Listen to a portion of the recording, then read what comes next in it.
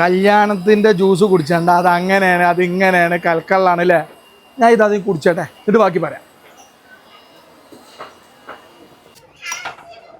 അപ്പോൾ ആശിക്കാണ് fry pan kitchen. ചെറിയൊരു കാര്യം പറയാൻ വേണ്ടി പറഞ്ഞതാണ്.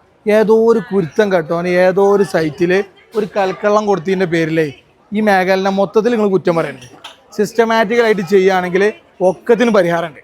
പിന്നെയെന്ന് പറഞ്ഞാൽ ചായ ആണെങ്കിലും ജ്യൂസ് ആണെങ്കിലും അത് ഈ പൊട്ടുന്ന ഗ്ലാസ്സിൽ കുടിച്ചതിൻ്റെ വൈബ് വേറെ തന്നെയാണ്. പിന്നെ വൺ ടൈം യൂസ് ചെയ്യുന്ന ഗ്ലാസ് ഉണ്ട്, പക്ഷെ അത് ഗവൺമെൻറ് നിരോധിച്ചു ചെയ്തു. സിസ്റ്റമാറ്റിക്കലായിട്ട് എങ്ങനെ ഇത് യൂസ് ചെയ്യുക എന്നുള്ളത്, ഫ്രൈ പാൻ കിച്ചൺ എങ്ങനെ ചെയ്യണം എന്നുള്ളത് ഈ വീഡിയോയിൽ ഞാൻ കാട്ടിത്തരാം. ബാ, കുറേ ഒന്നുമില്ല ഇപ്പം ഇതിൽ. അതായത് ബാക്കി ജ്യൂസ് ഇതിൽ ഒഴിക്കുക, അതിന് വരുന്ന ബാക്കി അതിൽ വരുന്ന ചെറിയ ചെറിയ ഇതൊക്കെ ഉണ്ടാവുമല്ലോ, അത് ഇതിൽ ഒഴിവാക്കുക, പിന്നെ നല്ല വെള്ളത്തിൽ വീണ്ടും കഴുകുക.